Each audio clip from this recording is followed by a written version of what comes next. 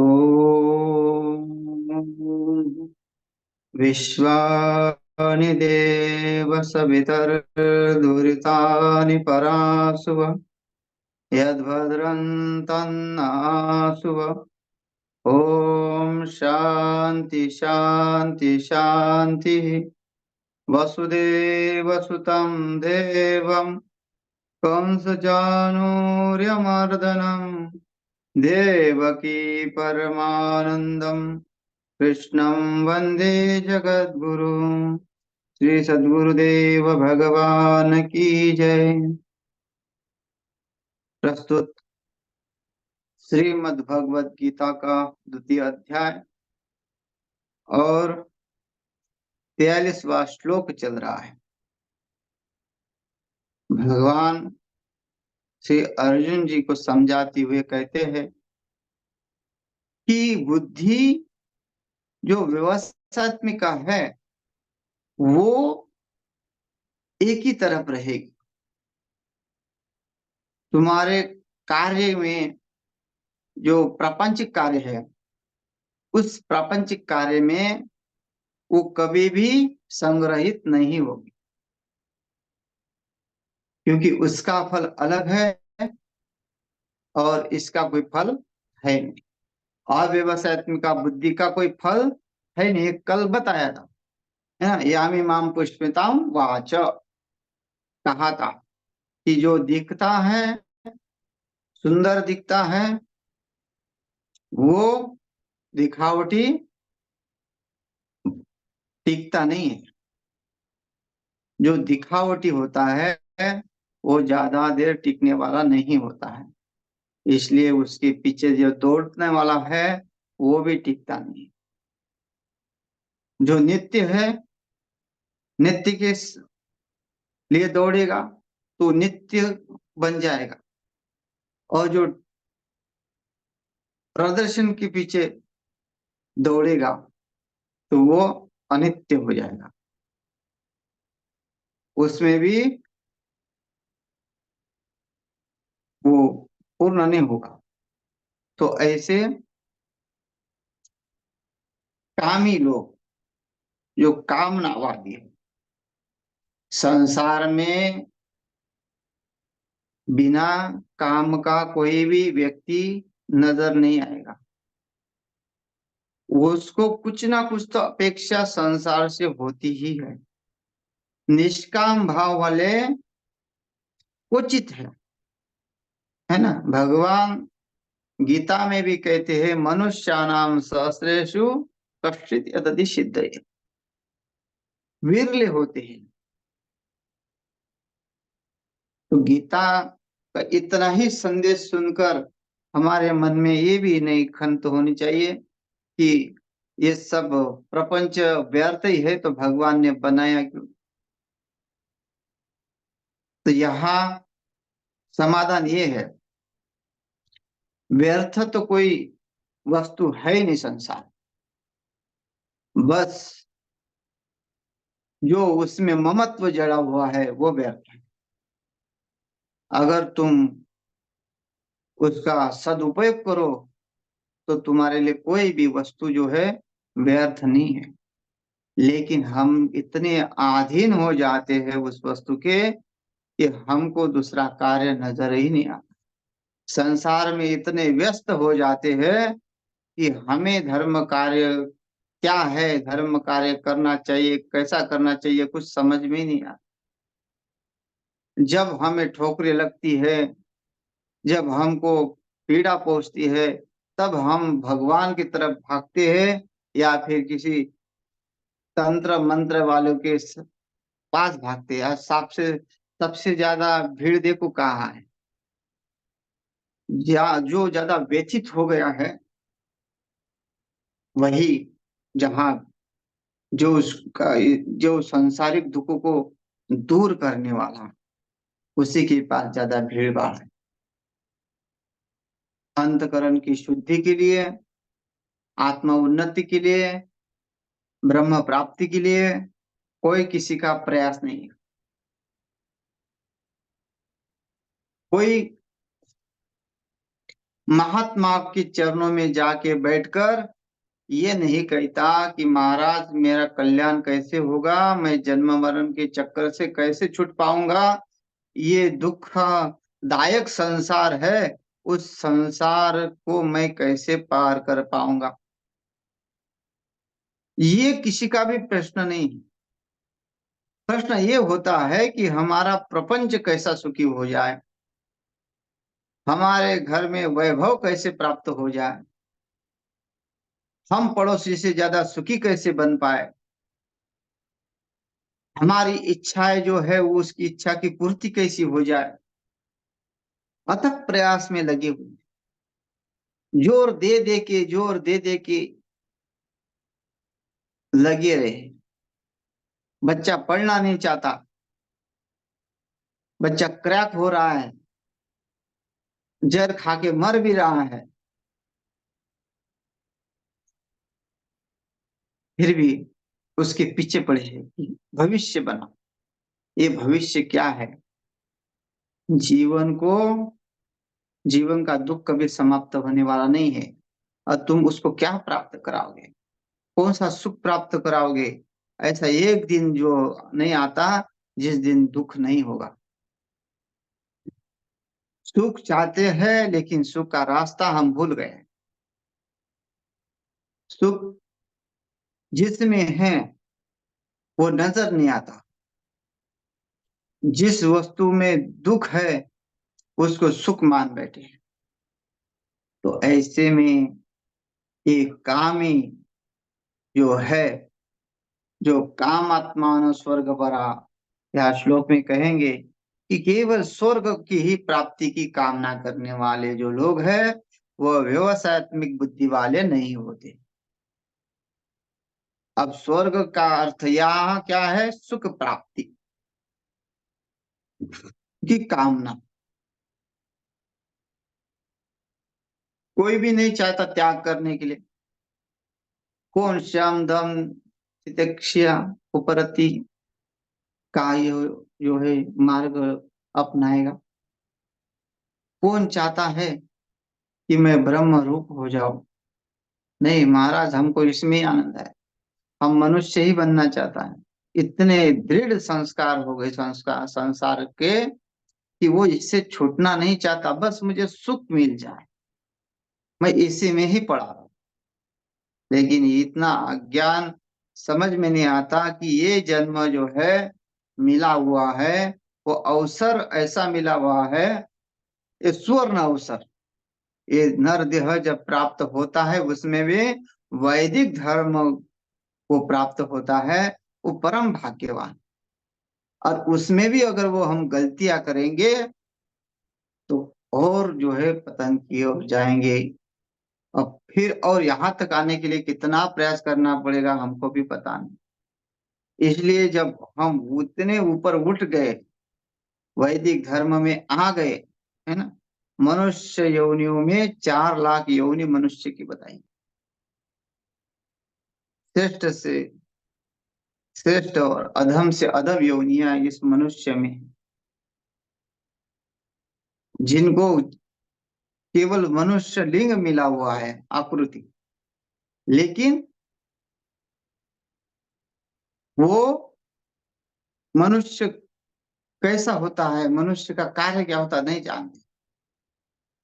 केवल पशुतुल्य जीवन जी रहे हैं, स्वार्थ पूर्ति के लिए दौड़ रहे हैं ऐसे, और हिंसा में ही पड़े हुए हैं,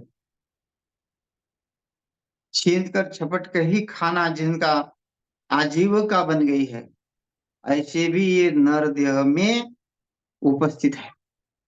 तो ऐसे योनियों में अगर हम जाते हैं तो वो समझो कि हमको नरक में ढकलने वाली योनियां हैं।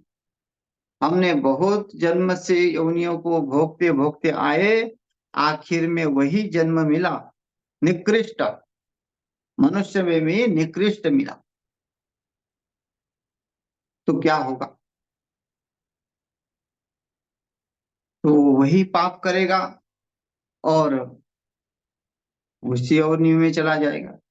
इसलिए ये यहाँ सुख की कामना लगी हुई है, तो सुख की कामना के लिए हमने जो पुरुषार्थ करना है वो अधिक पुरुषार्थ करना है, जो हमारा हम दुख ही समाप्त हो जाए। तो ऐसा किसमें है? रेके है कुरुनंदना। वो बोलते हैं कि एक ही है जो एक की तरफ हो गया, जिसमें जिसके अंदर एक तत्व ही समा गया है, जिसने इस संसार में पूर्ण रूप से अपने आप को देख लिया है ना। विश्वम दर्पण दृश्यमान नगरी तुल्यम निजांतर्गतम। अपने आप को ही देख रहा है विश्व में पूरे, ऐसा वो व्यवसायत्मिका बुद्धि। और जो कामना से भरा हुआ है उसकी अव्यवसायत्मक बुद्धि। तो कैसे होते हैं अव्यवसायत्मक बुद्धि वाले? कामात्मान स्वर्ग परा जन्म कर्म फल प्रदाम क्रिया विशेष बहुलाम भोग ऐश्वर्य गतिम प्रति। भोग व ऐश्वर्य के प्रति उनकी बड़ी आसक्ति होती है। वो ये नहीं देखती कि दूसरे का कितना नुकसान हो रहा है, दूसरे को हमसे कितनी पीड़ा पहुंच रही है ना। पहले जमाने में बड़े अत्याचार हुए लोगों के ऊपर, अंगूठे लगा लगा के लोगों की जमीन ही हड़प ली गई, गुलाम बनाया गया। उनको लगा कि इनको गुलाम बनाने से हम परम सुखी हो जाएंगे, और इतना अत्याचार हुआ। क्यों? क्योंकि कामना कि हम इनसे बढ़कर है, हम इनसे सुखी बन जाएंगे। दूसरे को मारकर जो सुखी होना चाहता है, ऐसे बुद्धि वाले लोग उस बुद्धि को कभी भी किसी भी जन्म में प्राप्त नहीं कर सकते। एकत्व बुद्धि को कभी प्राप्त नहीं कर सकते। स्वर्ग भोगेंगे, पुण्य भी करेंगे, पाप भी करेंगे, ऐश्वर्य में रहेंगे, और जन्म मरण के चक्कर में घिरते रहेंगे, है ना। जन्म कर्म फल प्रधान।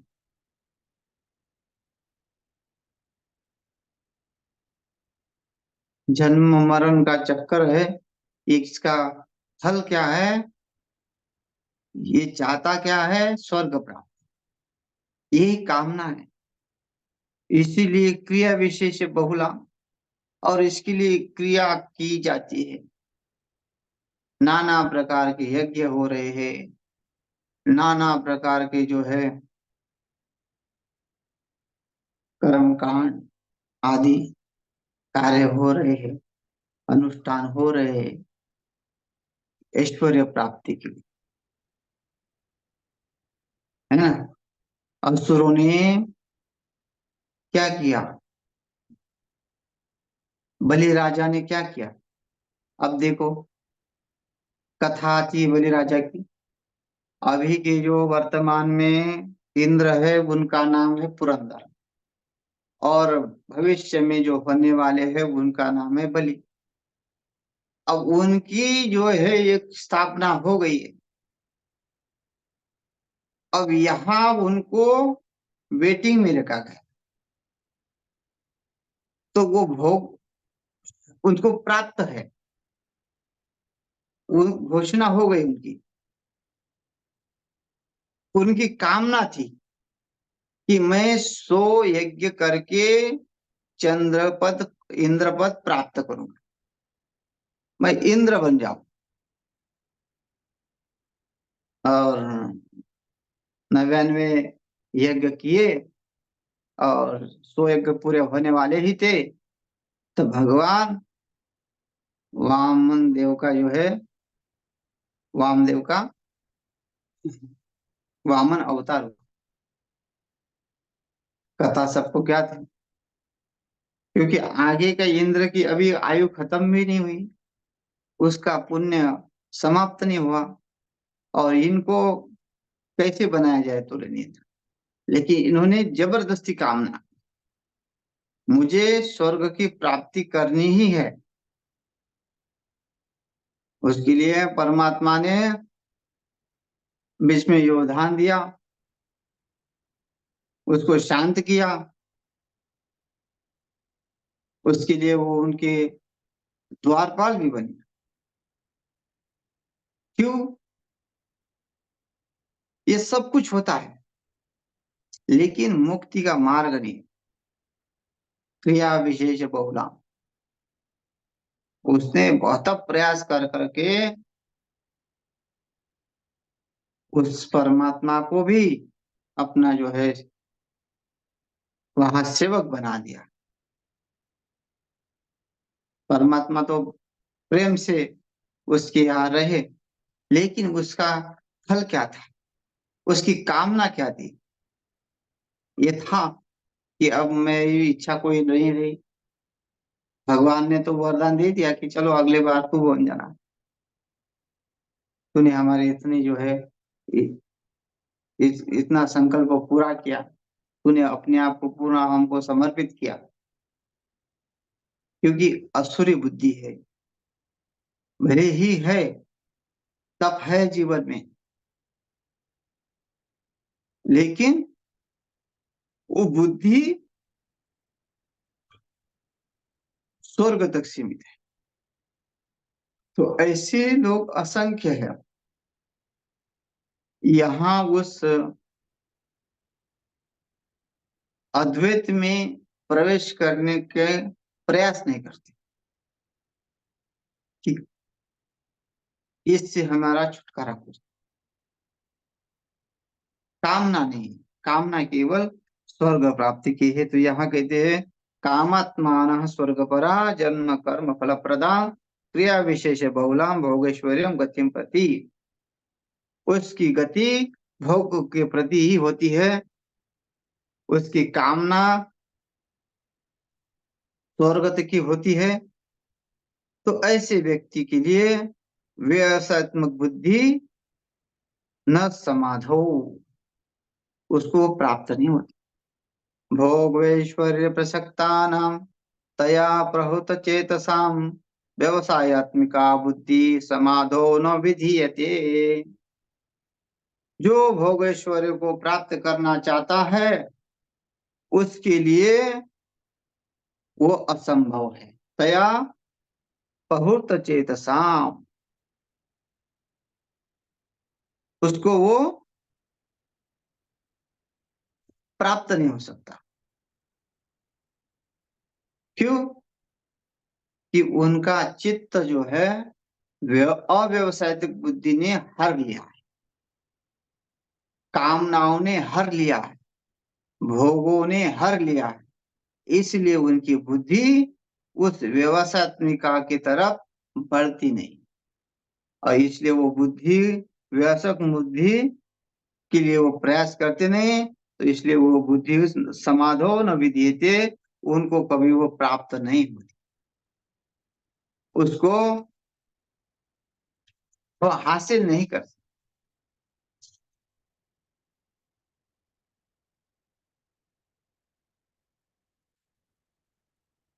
हासिल का मतलब उनकी बुद्धि निश्चयात्मक नहीं हो, निर्णय नहीं कर पाती। क्षणिक वैराग्य हो जाता है, कोई मर जाता है तो, और जब उसको जला के आ जाते हैं तो वही कार्य संसार का शुरू हो जाता है। वैराग्य क्षणिक हो जाता है, निश्चित नहीं होता, निश्चय नहीं होता। लोग बोलते हमको छोड़ना है, छोड़ना है, छोड़ना है, और शरीर छोड़ जाते हैं, लेकिन छूटता नहीं है। जो छोड़ना था वो छूटता नहीं, शरीर ही छूट जाता है। तो ऐसे अव्यवसायत्मक बुद्धि वाले उस तत्व को प्राप्त नहीं कर सकते। इसलिए शुरू से ही, आरंभ से ही उसके लिए प्रयास करना पड़ता है। जो कहते हैं कि आगे करेंगे आगे करेंगे, पहले भोग भोगेंगे फिर त्याग करेंगे, तो भोग भोगने के बाद कभी वो त्याग नहीं करता, क्योंकि भोगों के संस्कार बढ़ने से वो कभी भी त्यागी नहीं हो सकता।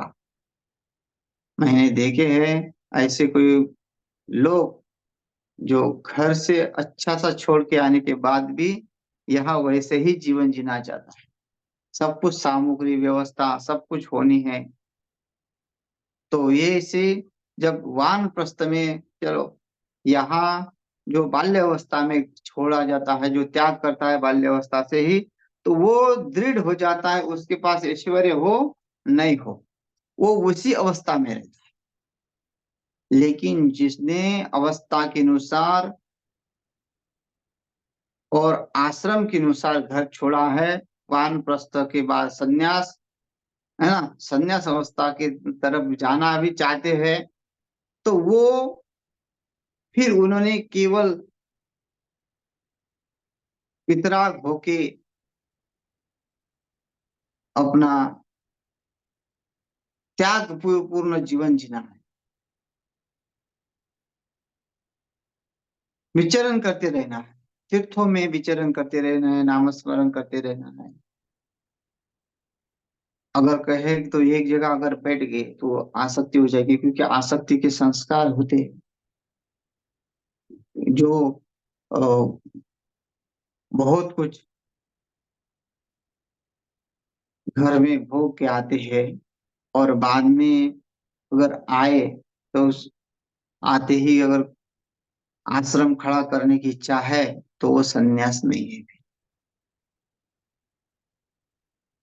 जो वानप्रस्थ से आते हैं, जो गृहस्थ से संन्यास में आते, उन्होंने परिव्राजकाचार्य बनकर, परिव्राजक बन के तीर्थ यात्राओं में भ्रमण करते हुए कई साल तक अपना भ्रमण शुरू रखे, और अंत में कहीं एक जगह में छोटा सा कोई कुटिया हो या गंगा किनारा हो, ऐसी अवस्था में अपना को स्थिर स्थिर करे, तभी वो कल्याण के मार्ग को प्राप्त हो।